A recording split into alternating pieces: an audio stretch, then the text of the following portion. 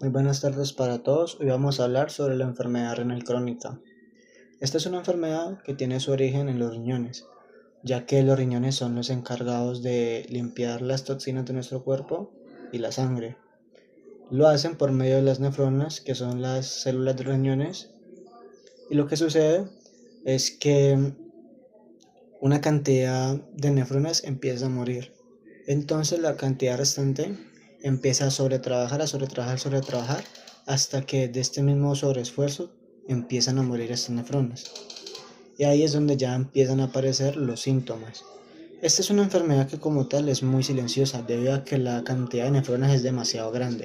Entonces cuando los síntomas empiezan a aparecer es cuando ya hay una disminución demasiado grande de estas nefronas.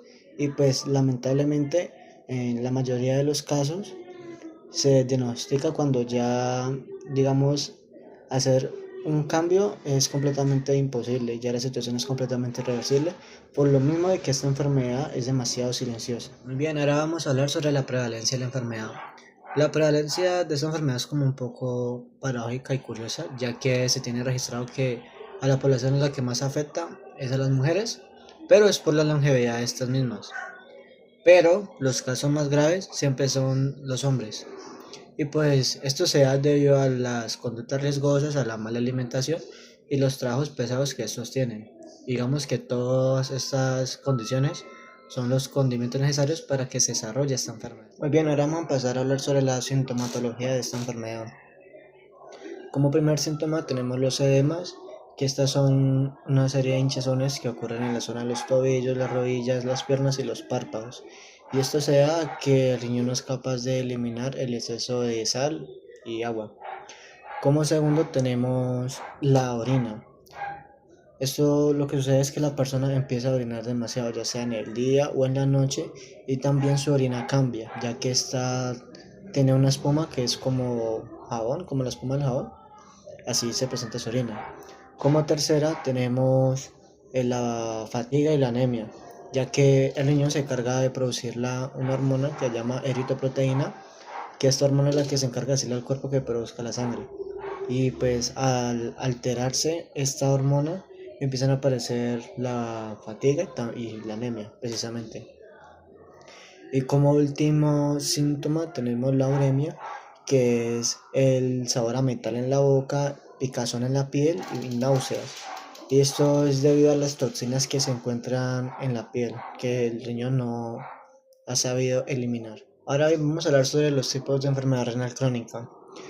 Eh, digamos que los tipos precisamente se encuentran clasificados más que todos por estadios. Y estos estadios lo que quieren decir es como el nivel de funcionamiento que tiene el riñón, básicamente. Y en el estadio primero y el segundo, el riñón está funcionando entre un 60 a un 90%. Ya en el estadio 3 ya el riñón está funcionando entre un 30 y 59%. En el estadio 4 es cuando el riñón está funcionando entre un 15 a 29%, y en el estadio 5 es cuando ya existe una falla renal, ya que el riñón está funcionando menos del 15%. Ahora en los factores asociados tenemos que como tal esta enfermedad no aparece por sí sola, sino que es más bien la consecuencia de otras enfermedades, como por ejemplo la diabetes, ya que el exceso de azúcar provoca que aparezca esta enfermedad. Y en la hipertensión, por la presión alta, se produce esa enfermedad. También tenemos otros factores como vendría siendo ya un estilo de vida poco saludable, como por ejemplo el tabaquismo, la obesidad y una conducta que se ha normalizado demasiado, pero es muy peligrosa, que sería la automedicación, ya que eso en nuestra cultura y en nuestra sociedad actual se ha normalizado demasiado, y por no querer ir al hospital o al doctor, nos terminamos automedicando o pidiendo al señor de la farmacia que nos dé un medicamento para aliviar el dolor, pero muchas veces digamos que esto antes produce de que esta enfermedad suceda. Medicamentos como pueden ser el naproxeno, el ibuprofeno y el diclofenalco hacen que aparezca esta enfermedad. Ahora bien, para el tratamiento, digamos que este va a variar dependiendo mucho del estadio que se encuentra la persona.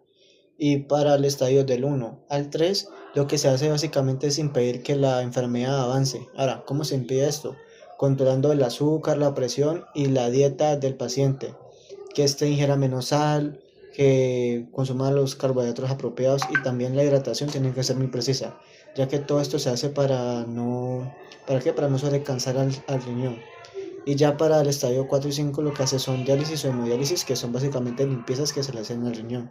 La diálisis vendría siendo como una máquina que le colocan a uno en el abdomen y esta se encarga de limpiar el riñón. Y también en el estadio 5 más que nada, lo que se hace es un trasplante ya de riñón, ya que como tal este ya dejó de servir y el organismo requiere uno nuevo para poder funcionar apropiadamente. La enfermedad renal crónica no solo afecta al cuerpo, sino también a la mente.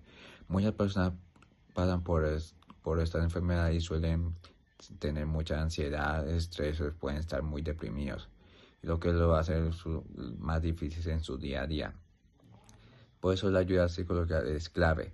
Y como una de estas estrategias puede ser como la terapia cognitiva. Un ejemplo de estos puede ser de que el paciente imagina que, o sea, también puede pensar de que mi vida ya no tiene sentido por mi enfermedad. Y ese pensamiento lo puede llevar a sentirse triste, desmotivado y hasta descuidarse de su tratamiento. Lo que hace esta terapia es ayudarle a cuestionar esa idea y cambiarla por algo más realista, como, mira, cambio sí, pero todavía puedo hacer cosas importantes y cuidarme. Y con este pequeño cambio se puede hacer una gran diferencia en cómo se siente y cómo actúa. Y gracias a eso la persona puede manejar y mejorar la ansiedad y su depresión y además puede llevar sus tratamientos a su día a día.